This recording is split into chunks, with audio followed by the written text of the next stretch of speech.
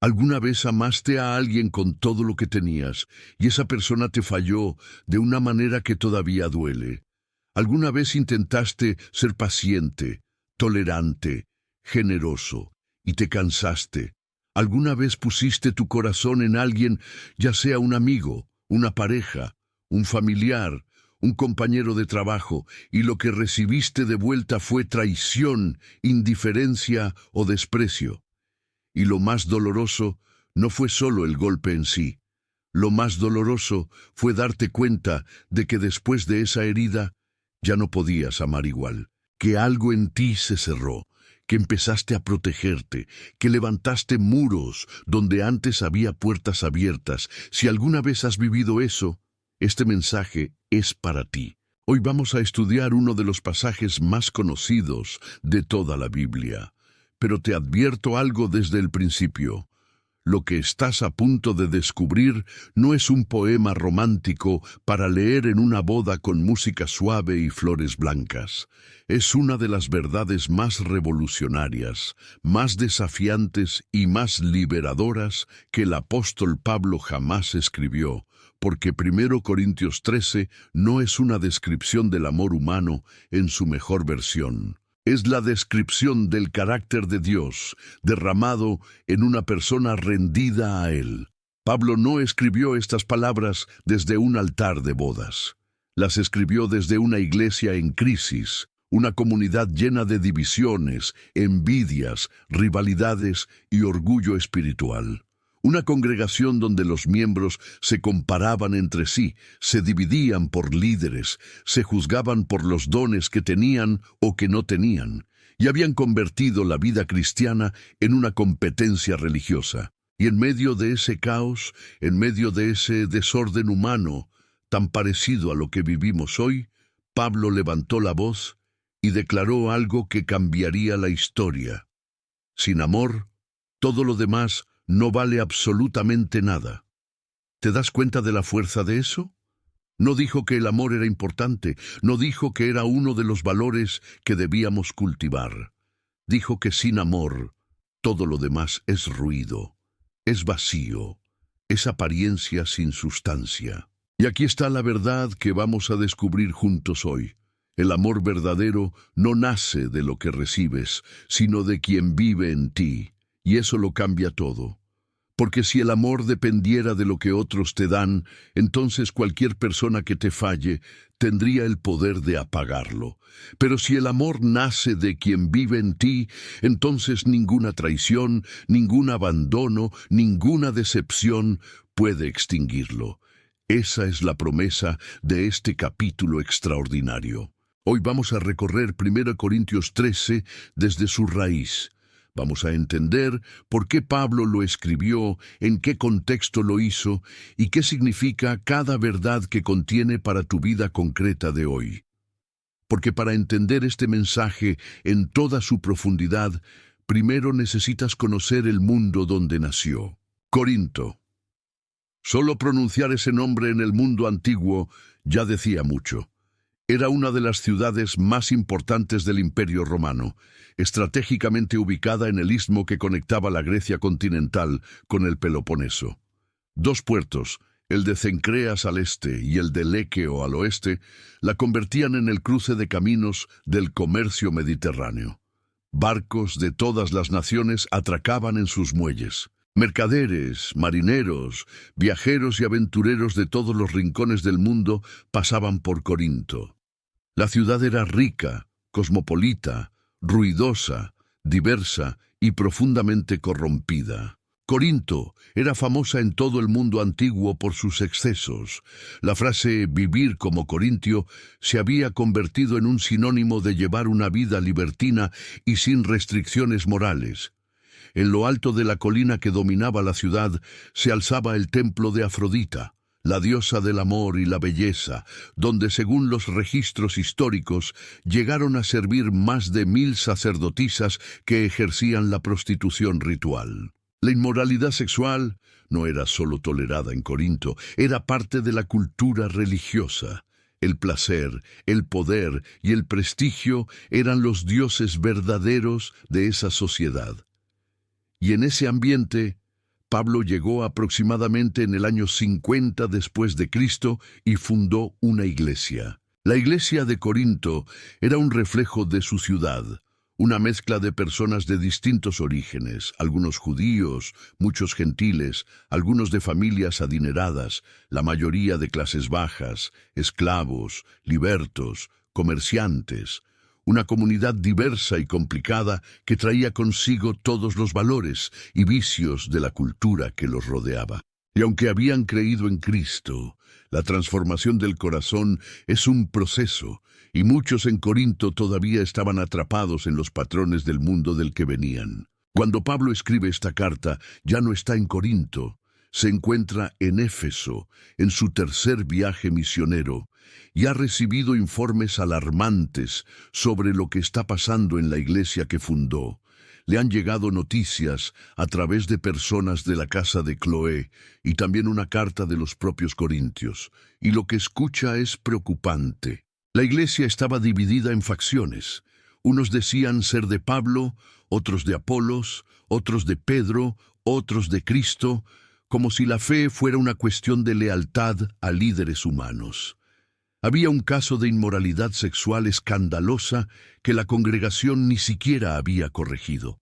Miembros de la iglesia demandaban a otros miembros en tribunales paganos. Había desórdenes en la cena del Señor, y el problema que más espacio ocupa en la carta es la rivalidad por los dones espirituales. En los capítulos 12 y 14, Pablo habla extensamente sobre los dones del Espíritu Santo. Y lo que había pasado en Corinto era que algunos miembros con ciertos dones, especialmente el don de lenguas, lo habían convertido en una señal de superioridad espiritual. Si hablabas en lenguas, eras alguien importante. Si no, eras de segunda categoría. La asamblea se había convertido en una exhibición de talentos espirituales donde cada quien quería brillar más que el otro. Y justo en medio de esa conversación sobre los dones, entre el capítulo 12 y el capítulo 14, Pablo inserta el capítulo 13, no por accidente, no como un desvío, sino como el corazón mismo del argumento. Es como si Pablo dijera: todos ustedes están discutiendo sobre cuál don es mayor, sobre quién tiene más poder espiritual, sobre quién ocupa el lugar más prominente, pero están pasando por alto lo único que realmente importa. El camino más excelente no es el de los dones más llamativos, es el camino del amor. ¿Ves por qué este capítulo es tan diferente a como normalmente lo escuchamos? No fue escrito para una pareja de enamorados.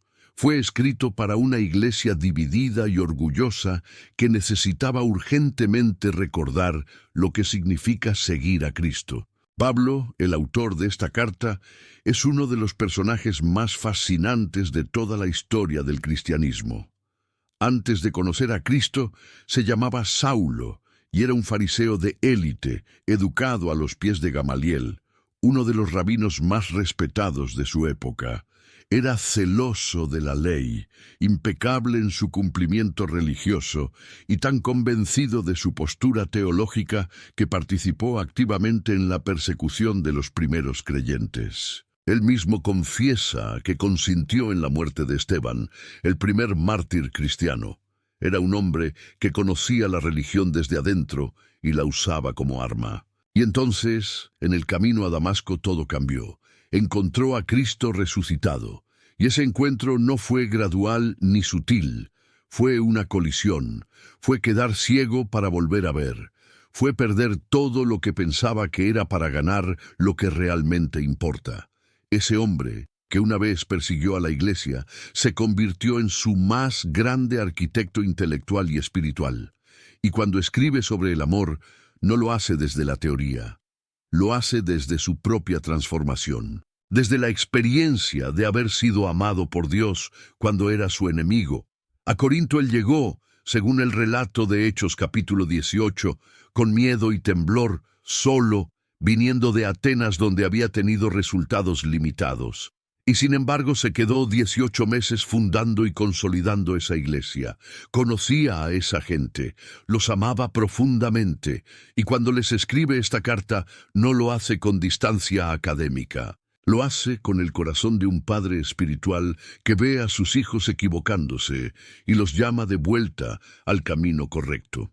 Los destinatarios de esta carta eran personas reales, con historias reales, con heridas reales, gente que había venido de ambientes de idolatría, de inmoralidad, de esclavitud, de marginalización social. Pablo mismo los describe en el capítulo 6 cuando dice: «Y esto erais algunos de vosotros, pero ya habéis sido lavados, ya habéis sido santificados, ya habéis sido justificados en el nombre del Señor Jesús y por el Espíritu de nuestro Dios». Personas que habían sido transformadas, sí, pero que todavía luchaban con los patrones del pasado, que todavía tendían a reproducir en la iglesia las dinámicas de competencia, jerarquía y orgullo que habían aprendido en el mundo. Necesitaban entender que la vida en Cristo no era una nueva forma de escalar posiciones sociales, no era una nueva arena donde demostrar quién era más espiritual, más dotado, más importante. Era una comunidad de amor radical, de gracia mutua, de servicio desinteresado, y eso era completamente contracultural. En Corinto, el mundo te decía que valieras por lo que podías demostrar. En el reino de Dios, tu valor ya estaba establecido por lo que Cristo hizo por ti. Y desde esa seguridad podías amar sin miedo, sin necesidad de reciprocidad, sin calcular lo que ibas a recibir a cambio. Por eso Pablo escribe el capítulo 13, para recordarles que el propósito de los dones no es la autoexaltación, sino el servicio, y que el servicio verdadero, el que transforma comunidades y cambia vidas, nace del amor. No del amor sentimental que va y viene con los estados de ánimo, sino del amor que es carácter, decisión, elección constante. El amor que no depende de lo que recibes, sino de quien vive en ti. Con ese contexto en mente, ahora podemos entender cada palabra de este capítulo de una manera completamente diferente. Ya no es solo un texto bonito para enmarcar, es una prescripción para una iglesia enferma de orgullo, es un espejo para todo aquel que sigue a Cristo y necesita ver cómo luce realmente el amor que Dios pone en el corazón de los suyos. El capítulo comienza con una declaración que sacude los cimientos. En el versículo 1, Pablo escribe: «Si yo hablase lenguas humanas y angélicas y no tengo amor, vengo a ser como metal que resuena o címbalo que retiñe». Imagina ese momento. La iglesia de Corinto estaba orgullosa del don de lenguas. Era el don más visible, el más espectacular, el que más impresionaba en las reuniones. Y Pablo lo toma directamente y dice: «Aunque hablaras con la elocuencia de los ángeles mismos sin amor, solo eres ruido, un címbal que hace sonido, pero no dice nada, una campana que suena en el vacío». ¿Puedes sentir la fuerza de esas palabras? Pablo no estaba atacando el don de lenguas, estaba atacando la actitud que lo convierte en un fin en sí mismo en lugar de un medio de edificación.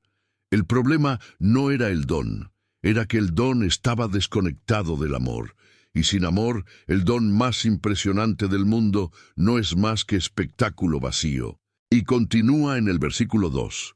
«Y si tuviese profecía, y entendiese todos los misterios, y toda ciencia, y si tuviese toda la fe, de tal manera que trasladase los montes, y no tengo amor, nada soy». Aquí está apilando uno sobre otro los dones más respetados. La profecía, que era el don de hablar la palabra de Dios con autoridad. El conocimiento, que en Corinto era especialmente valorado porque vivían en una cultura helenista donde la filosofía y la sabiduría eran monedas de cambio social. La fe que mueve montañas, ese nivel de confianza sobrenatural en Dios que produce lo imposible. Todo eso sin amor, y Pablo dice: nada soy. No dice que valgo poco, no dice que necesito mejorar, dice que sin amor soy un cero a la izquierda espiritualmente. Eso es perturbador si lo piensas bien, porque ¿cuántas personas hay en las iglesias hoy que tienen conocimiento, que pueden predicar con autoridad, que tienen la doctrina correcta, que oran con poder, pero que tratan a las personas con frialdad, con desprecio, con impaciencia, y según Pablo, todo ese edificio espiritual construido sin amor está construido sobre el aire? Y en el versículo 3 va aún más lejos.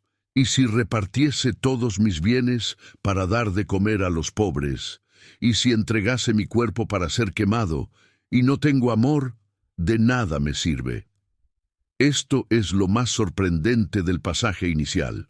Pablo está hablando de sacrificio extremo, de dar todo lo que tienes materialmente, de entregar tu propio cuerpo al martirio, y dice que incluso eso, sin amor, no sirve de nada. ¿Por qué? Porque el sacrificio sin amor puede ser orgullo disfrazado de generosidad, puede ser la búsqueda de admiración humana, puede ser el intento de ganar mérito espiritual. El acto externo más heroico del mundo puede estar completamente vacío por dentro si no nace del amor genuino, lo cual implica una pregunta incómoda. ¿Cuántas cosas hacemos en la vida cristiana por las razones equivocadas? ¿Cuánto servicio nace del miedo a lo que la gente pensará si no servimos?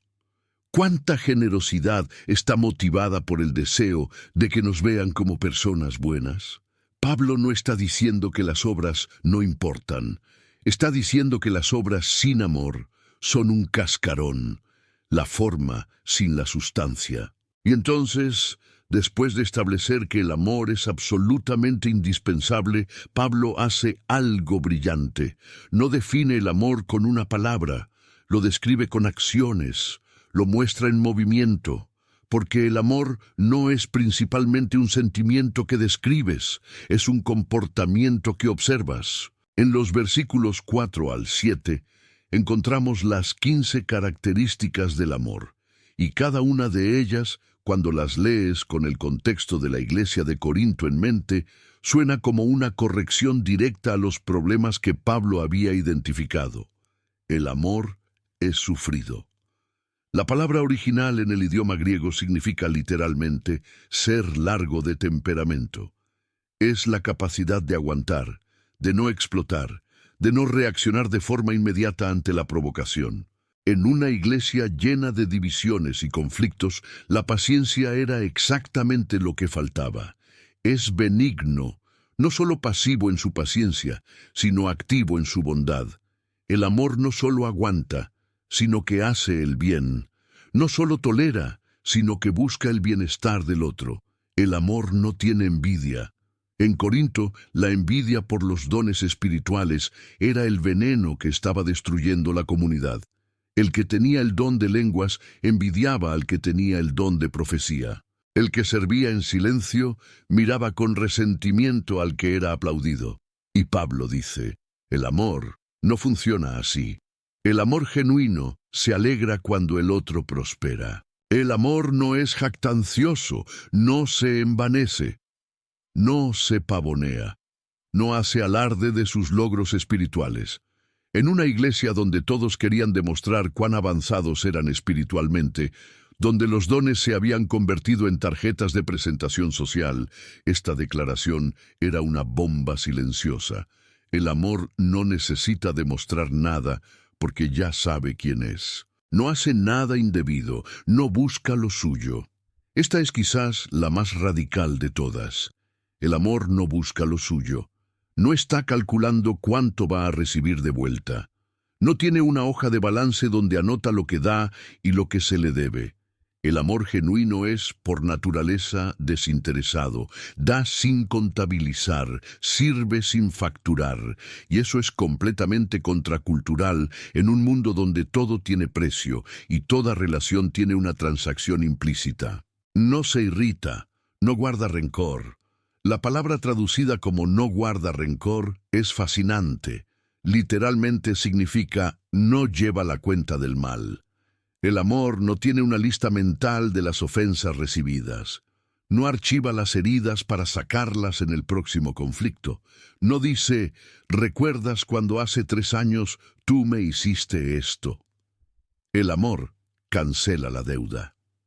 No porque la ofensa no haya existido, sino porque el amor elige no construir su identidad alrededor de lo que le hicieron. ¿Ves lo que eso significa para tu vida?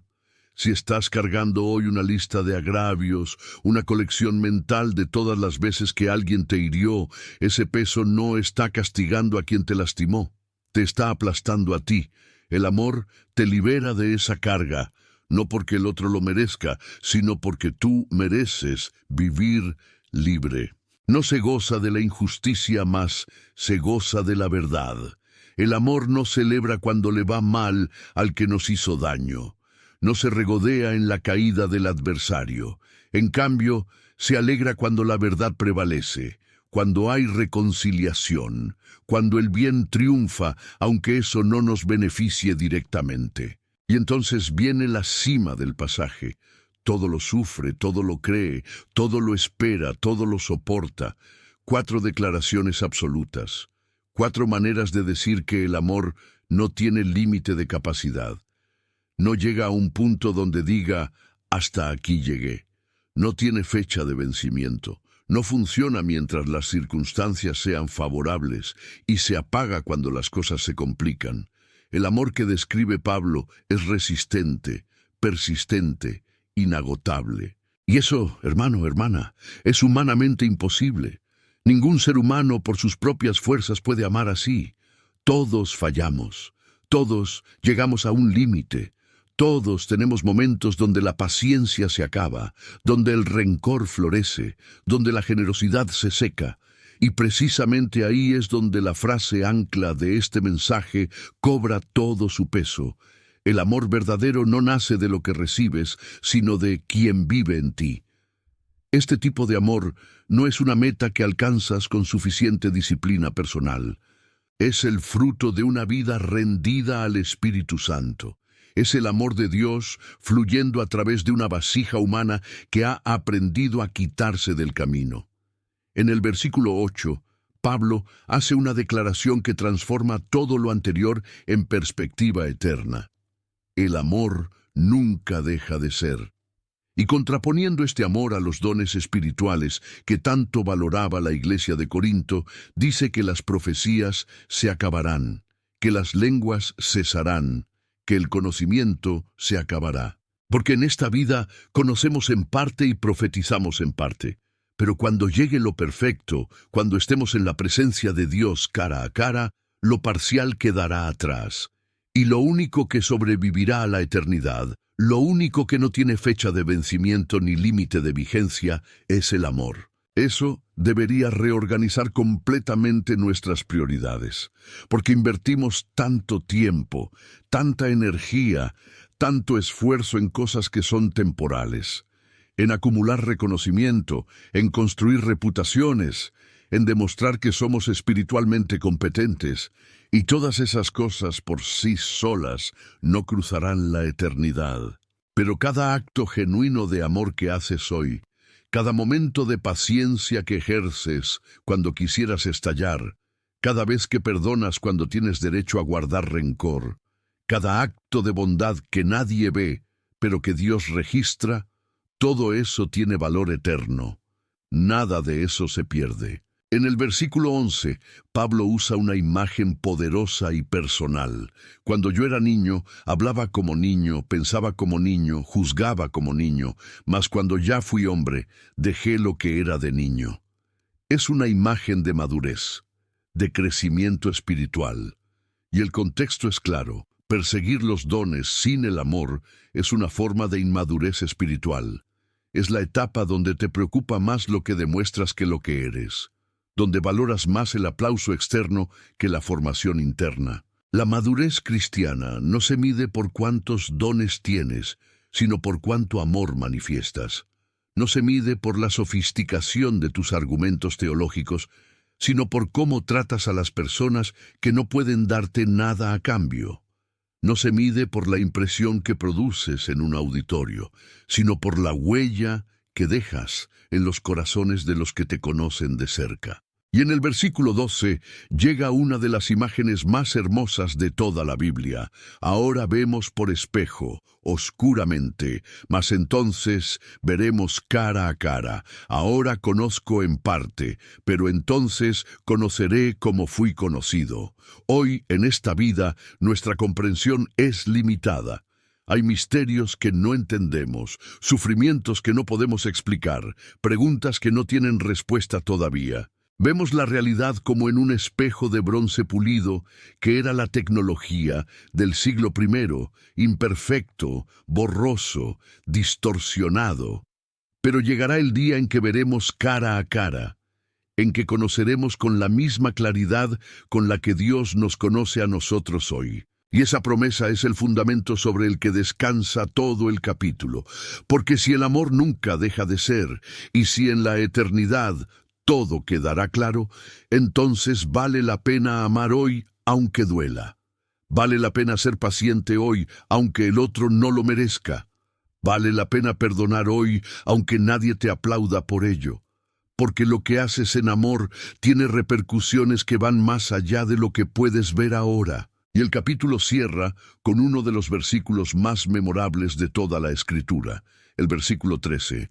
Y ahora permanecen la fe, la esperanza y el amor, estos tres, pero el mayor de ellos es el amor. Fe, esperanza y amor. Las tres virtudes cardinales de la vida cristiana. Las tres realidades que no pueden ser sacudidas por las circunstancias. Y de las tres, el mayor es el amor. ¿Por qué? Porque la fe eventualmente se convertirá en visión. La esperanza eventualmente se convertirá en posesión, pero el amor nunca necesitará transformarse en algo diferente, porque el amor es, en sí mismo, la naturaleza de Dios. Dios es amor, escribe Juan en su primera carta. No que Dios tiene amor, o que Dios muestra amor. Dios es amor. Y cuando el amor vive en ti, algo de Dios mismo se manifiesta al mundo a través de ti. Si estás llegando hasta aquí, es porque realmente deseas aprender más sobre la palabra de Dios. Te invito a suscribirte a nuestro canal y escribir en los comentarios la frase «Quiero amar como Dios ama». Ese simple gesto es tu declaración de que deseas que este tipo de amor sea real en tu vida y nos ayuda a llevar este mensaje a más personas que lo necesitan. Ahora, ¿cómo suena todo esto en el mundo real en que vivimos? Porque es muy hermoso leer 1 Corintios 13 en un devocional matutino, cuando todo está tranquilo y tienes tu café en la mano. Pero el mundo real es diferente. El mundo real es tu jefe que te hace la vida imposible. Es tu pareja con quien llevas semanas en tensión. Es ese familiar que siempre encuentra la manera de hacerte sentir menos. Es la persona de la iglesia que te traicionó cuando más necesitabas apoyo. Es la amistad que se rompió sin explicación. El mundo real pone a prueba el amor cada día, y muchas veces el amor falla. Vivimos en una cultura que ha distorsionado profundamente el concepto del amor.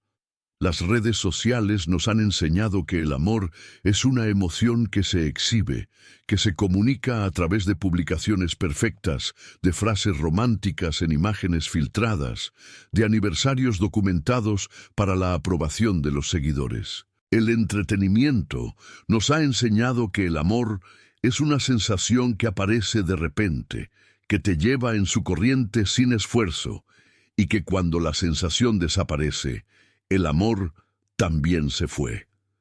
La psicología popular nos ha enseñado que el amor debe ser recíproco al 100%, que si el otro no aporta lo mismo que aportas tú, entonces tienes derecho de irte. Y todo eso tiene algo de verdad, porque las relaciones sanas requieren reciprocidad y el sacrificio unilateral perpetuo no es amor, sino codependencia.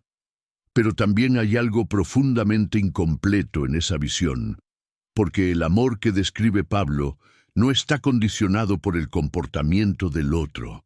Piensa en lo que esto significa para las relaciones cotidianas. ¿Cuántas familias están destruidas no por falta de amor inicial, sino porque nadie supo mantenerlo cuando el amor dejó de ser fácil? ¿Cuántos matrimonios comenzaron con fuego y terminaron en hielo, porque los cónyuges esperaban que el amor los sosteniera a ellos en lugar de ellos sostener al amor? ¿Cuántas amistades que prometían durar toda la vida se rompieron, porque en el primer momento de conflicto ninguno de los dos quiso ceder, ninguno quiso ejercer la paciencia de la que habla Pablo? ¿Y cuántas de esas rupturas podrían haberse evitado si el amor del capítulo 13 hubiera sido el estándar, no el amor sentimental que se agota, sino el amor de carácter que elige? El amor verdadero no nace de lo que recibes, sino de quien vive en ti. Y esa verdad tiene aplicaciones concretas en las áreas más difíciles de la vida. Piensa en el área del perdón. Es probablemente donde el amor enfrenta su mayor desafío, porque perdonar no es natural, es sobrenatural. Cuando alguien te lastima profundamente, algo en ti quiere justicia. Quiere que el otro sufra las consecuencias. Quiere que sepa exactamente cuánto daño causó. Y esa respuesta es humana, comprensible, válida en cierto sentido.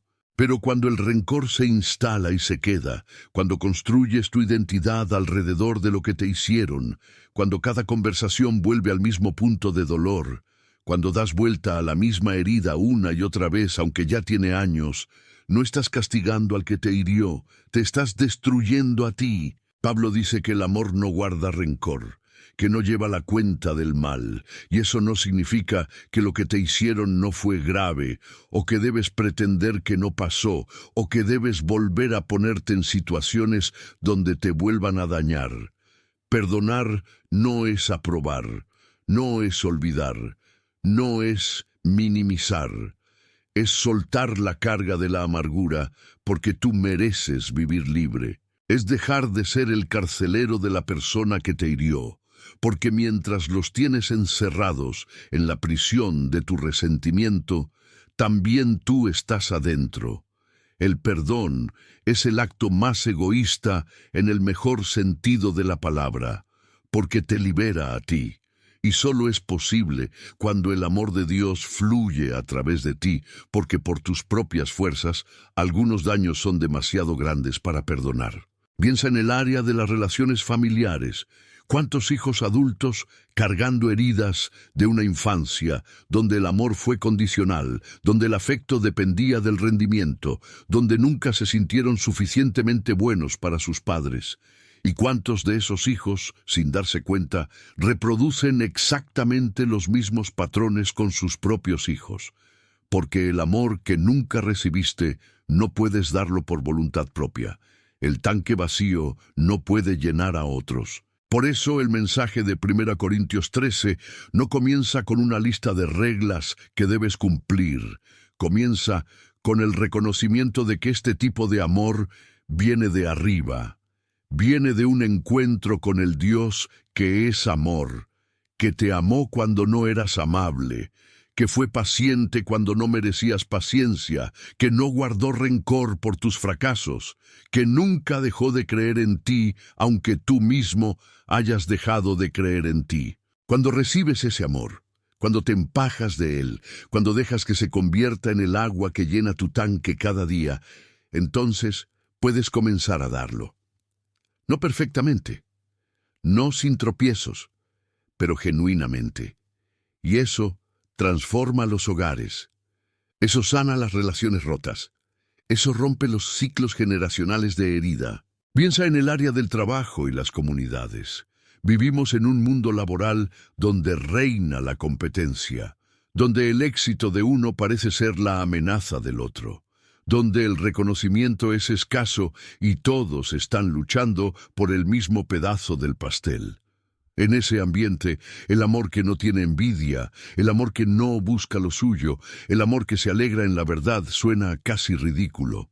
¿Cómo vas a no ser envidioso en un ambiente que premia al que más sube? ¿Cómo vas a no buscar lo tuyo en un sistema donde nadie más lo hará por ti? Y la respuesta es que el amor de 1 Corintios 13 no es ingenuidad, no es pasividad, no es dejar que te atropellen.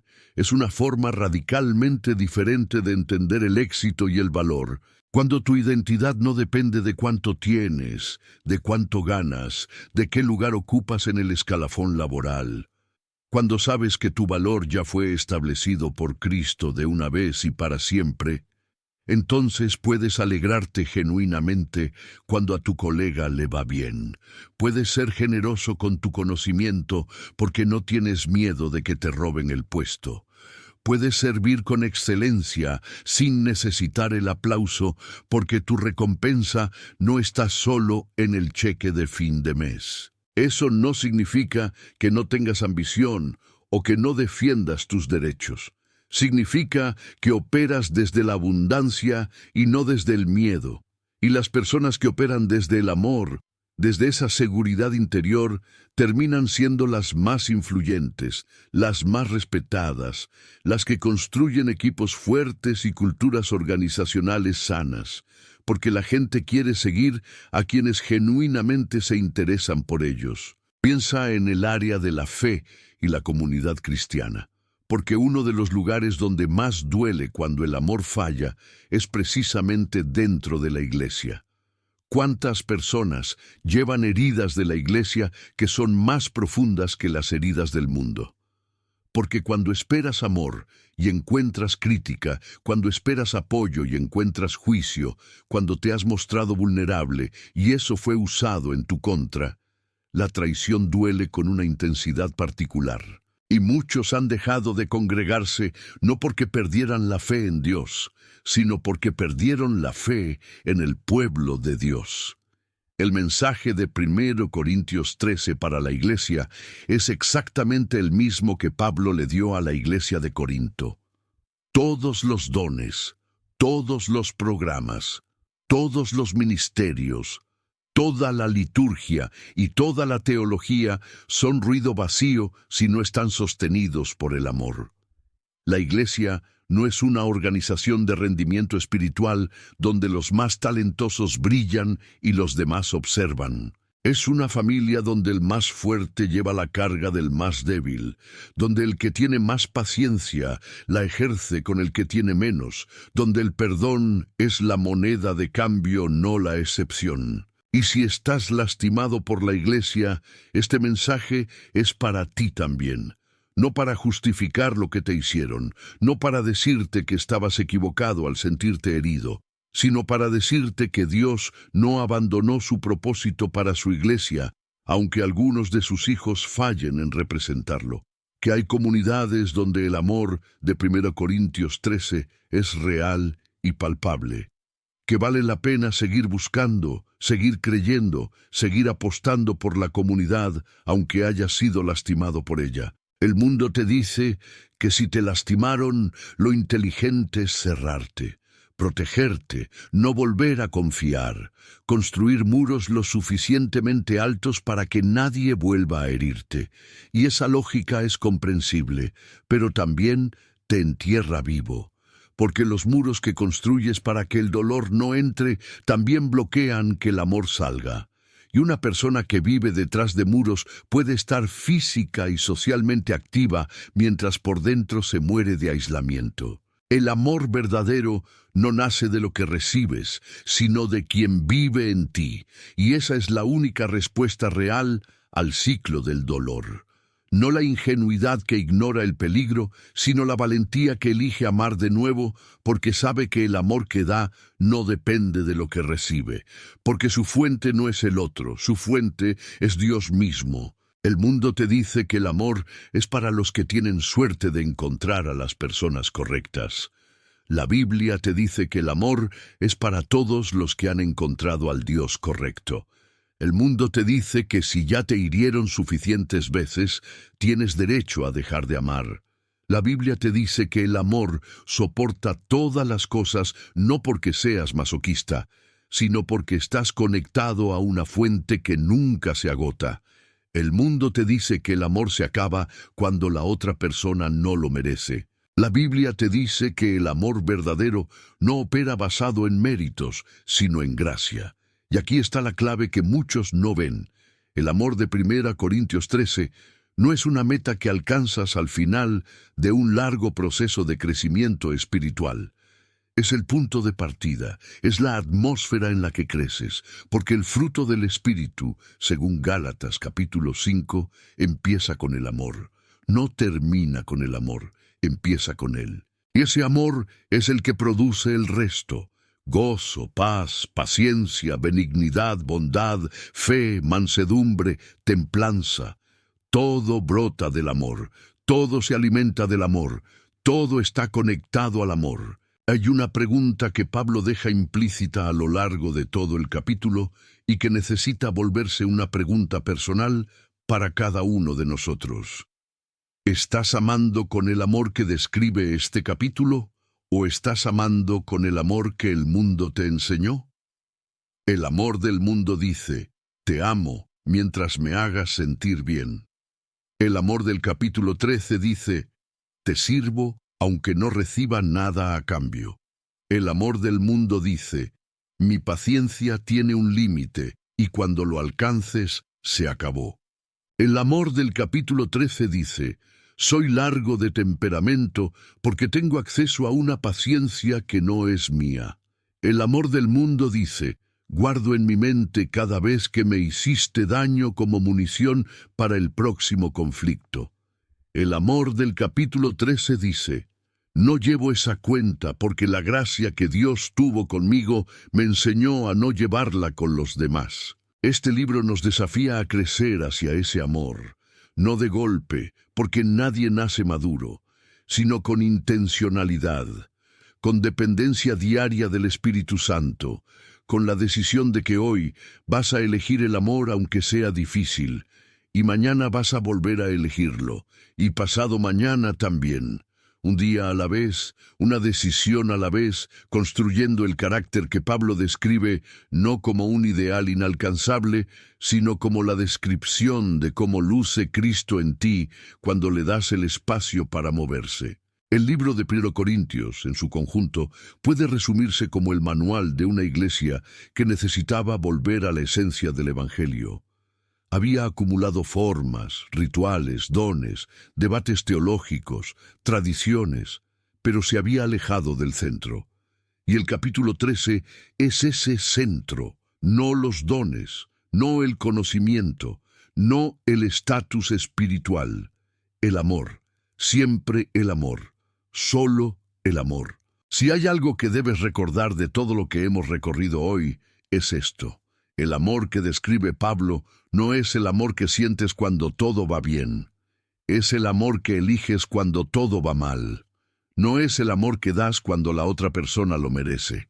Es el amor que das porque Dios te lo dio a ti primero cuando no lo merecías. No es el amor que tienes en abundancia cuando tu propio corazón está lleno. Es el amor que fluye incluso en la sequía, porque su fuente no eres tú, sino quien vive en ti. El amor verdadero no nace de lo que recibes, sino de quien vive en ti, y eso lo cambia todo. Eso cambia cómo perdonas, cómo sirves, cómo te relacionas, cómo enfrentes el conflicto, cómo te levantas después de una traición, cómo amas incluso cuando estás herido. Cuando entiendes eso, tu vida deja de estar gobernada por el vaivén de lo que los demás te dan o te quitan, porque ya no eres un recipiente que espera ser llenado desde afuera. Eres un canal por el que fluye el amor del mismo Dios. Y un canal no se agota mientras esté conectado a la fuente. Piensa en la persona que más te ha costado amar, el que te traicionó, el que te abandonó, el que nunca reconoció lo que hiciste, el que sigue lastimándote aunque ya no esté en tu vida. Y considera que 1 Corintios 13 no fue escrito para que lo leyeras en su ausencia como un ejercicio teórico. Fue escrito para que lo vivieras en su presencia o en el recuerdo de su presencia, como un acto de guerra espiritual contra el rencor, contra la amargura, contra el encierro emocional que te mantiene prisionero de lo que te hicieron. El amor es la única fuerza que puede sanar lo que el dolor destruyó. No el amor que inventas de la nada, sino el amor que recibes de Dios cada mañana, como un regalo gratuito e inmerecido, y que luego eliges distribuir al mundo que te rodea, aunque ese mundo no siempre lo merezca, porque así es como Él te amó a ti, sin merecerlo, sin condiciones, sin que pudieras devolverle nada que ya no tuviera. Así cierra Pablo este capítulo extraordinario, no con un mandamiento, no con una amenaza, sino con una declaración de permanencia. El amor nunca deja de ser. Las lenguas cesarán, el conocimiento se acabará, las profecías se detendrán, pero el amor seguirá en pie cuando todo lo demás haya pasado. Y eso significa que cada vez que amas, estás invirtiendo en la única moneda que tiene valor eterno. Estás construyendo sobre el único fundamento que sobrevivirá el paso del tiempo. Esta carta de Pablo a los Corintios no terminó su trabajo en el siglo I. Sigue trabajando hoy en tu corazón, en tu matrimonio, en tu familia, en tu comunidad de fe, en cada relación donde el amor ha sido puesto a prueba y no supo cómo sostenerse. Y la invitación que te hace hoy es tan simple como profunda. Rinde tu corazón al autor del amor. Pídele que fluya a través de ti de maneras que no podrías producir por tu propia fuerza. Y observa cómo las relaciones que dabas por muertas comienzan a respirar, cómo los muros que levantaste para protegerte empiezan a perder su razón de ser, cómo descubres que el amor verdadero no te hace vulnerable, te hace invencible, porque nadie puede quitarte lo que no nació de ellos, y el amor que Dios pone en ti no nació de nadie más que de Él. Si este video te bendijo, por favor, compártelo con alguien que también necesite conocer más de la palabra de Dios. Tal vez hay alguien en tu vida que está pasando por una situación donde el amor se siente imposible, donde las heridas parecen demasiado grandes para perdonar, donde los muros parecen demasiado altos para derribar. Este mensaje puede ser exactamente lo que necesita escuchar hoy. Y si aún no lo has hecho, suscríbete a nuestro canal para seguir aprendiendo más de la Biblia de manera clara, profunda y práctica. Cada semana recorremos juntos un libro, un capítulo, una verdad que tiene el poder de transformar tu vida desde adentro hacia afuera. Recuerda, el amor verdadero no nace de lo que recibes, sino de quien vive en ti, y Él vive en ti para siempre. ¿Qué libro de la Biblia te gustaría que estudiemos en futuros videos? Déjamelo en los comentarios. Me encanta leer sus sugerencias y saber qué partes de la palabra están tocando sus corazones. Gracias por llegar hasta el final. Que la paz de Cristo guarde tu corazón y tu mente. Nos vemos en el próximo video.